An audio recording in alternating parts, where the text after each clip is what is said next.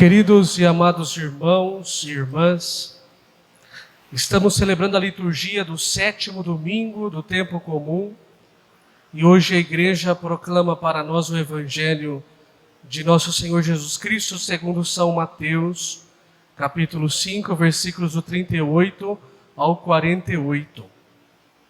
Esse Evangelho que nós acabamos de ouvir são as palavras de Jesus falando para cada um de nós como deve ser o amor cristão.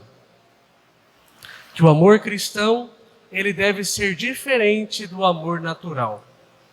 Nós devemos ter um plus aí para amar.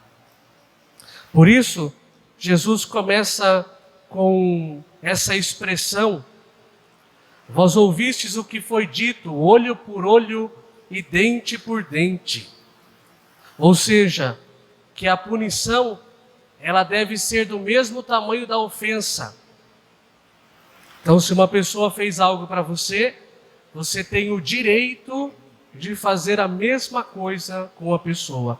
Olho por olho, dente por dente. Talvez essa expressão olho por olho, dente por dente, tenha sido uma forma do homem impedir que as pessoas se vingassem de uma forma maior. Por exemplo, roubei um vaso de flor da casa de uma pessoa, a pessoa foi e jogou fogo na minha casa. Então aí seria algo maior, né? A punição seria maior que a ofensa. Então talvez essa expressão seja uma tentativa do ser humano de conter isso, de conter o ódio humano. Então dizer para as pessoas, olha, então a punição ela deve ser do mesmo tamanho da ofensa. Mas Jesus Cristo vem dizer que para nós cristãos isso não é válido. Entre nós não deve ser assim, olho por olho, dente por dente. Nós devemos perdoar de verdade. Se alguém cometeu uma ofensa para nós, essa pessoa deve receber o perdão e não a punição do mesmo tamanho, como diz essa frase. E Jesus Cristo continua dizendo que nós devemos ser diferentes, porque segundo o que nós temos de ensinamento dos homens, é que amem os vossos amigos, mas odeiem os vossos inimigos. E Jesus Cristo vem dizer para nós que não, amem os vossos inimigos e rezem por aqueles que vos perseguem. Essas são as palavras de Jesus no Evangelho de hoje. Amar aqueles que não nos amam, aqueles que nos criticam, aqueles que fazem o mal para nós e rezar por aqueles que nos perseguem. E depois Jesus termina dizendo, porque se nós amamos somente aqueles que nos amam, que recompensa teremos? Qual que é a diferença nossa e de alguém que não é cristão? Se nós amamos somente aqueles que nos amam.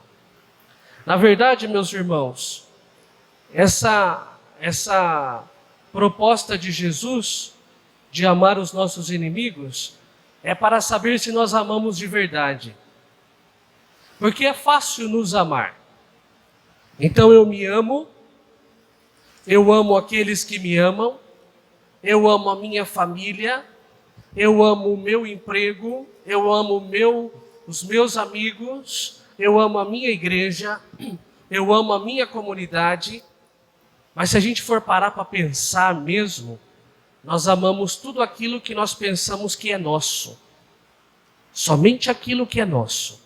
Então a minha família, os meus filhos, o meu serviço, os meus amigos, a minha comunidade religiosa e assim por diante. Jesus vem dizer para nós que nós devemos amar não somente aquilo que nós pensamos que é nosso, mas aquilo que também nós pensamos que não é nosso. E um exercício muito bom para isso é amar aqueles que nos perseguem, amar aqueles que nos criticam, amar aqueles que falam mal de nós. E como que nós devemos fazer para amar? Rezando. Hoje em dia nós estamos numa cultura muito narcisista. Sabe o que significa narcisismo? Significa você se amar e amar aquilo que é seu. como eu disse no começo da reflexão, esse mito, o mito de Narciso, é um mito muito bonito, que é muito facinho para a gente compreender, muito rápido. Narciso, ele foi um jovem grego, um lutador, e esse Narciso, então, ele era muito bonito e atraía muitas mulheres, mas ele não dava importância para as pessoas, porque ele sabia que ele era muito bonito. E a sua mãe, então, perguntou um dia para um vidente, para um oráculo, se Narciso, se ele viveria muito tempo ou se a sua vida seria curta. E esse oráculo disse para sua mãe: olha, ele vai viver muito, mas ele não pode ver a sua imagem. Para viver muito, ele não pode ver a sua imagem. Por isso a mãe cercou ele e não deixava com que ele conhecesse a sua própria fisionomia, a sua imagem. Aconteceu que uma mulher se apaixonou por ele, uma mulher chamada Eco. Essa mulher se apaixonou por ele. E essa mulher falava muito e conversava muito. Só que via que Narciso não dava importância para ela, não tinha interesse nela. Então ela foi falar com uma bruxa chamada Nêmesis, que é a deusa da vingança. Já que ele não me ama, então também vou destruir com a vida dele. E essa deusa fez um feitiço e deu uma maldição, que o dia que ele se olhasse, o dia que ele se apaixonasse, ele então morreria por isso, por causa desse grande amor que ele teria. Então ele ia se ver e ele ia se apaixonar loucamente por ele. Essa foi a maldição dessa Nêmesis. E aí o que aconteceu foi que essa Eco, que era muito conversadora, um dia levou ele perto de um rio e ficou conversando muito com ele, conversando muito. Até que ele se distraiu e olhou para a água. Quando ele olhou para a água, ele viu a imagem dele. E ele ficou fixo na imagem. Porque segundo a maldição, quando ele ia se apaixonar loucamente, ele ficou tão fixo, tão fixo, tão fixo, que ele não se movia, que ele caiu dentro do rio e morreu. Para dizer para nós que quando a gente se ama demais e se olha muito, a gente pode morrer. Isso diz o mito de Narciso. E por isso que nós chamamos as pessoas: esse aqui é narcisista, aquele ali é narcisista, ou estamos dentro de uma cultura narcisista. Amar o outro, como Jesus Cristo disse, amar aquele que nos persegue, amar os nossos inimigos, faz com que a gente faça um êxodo de sair de nós e olhemos para o outro, para fora.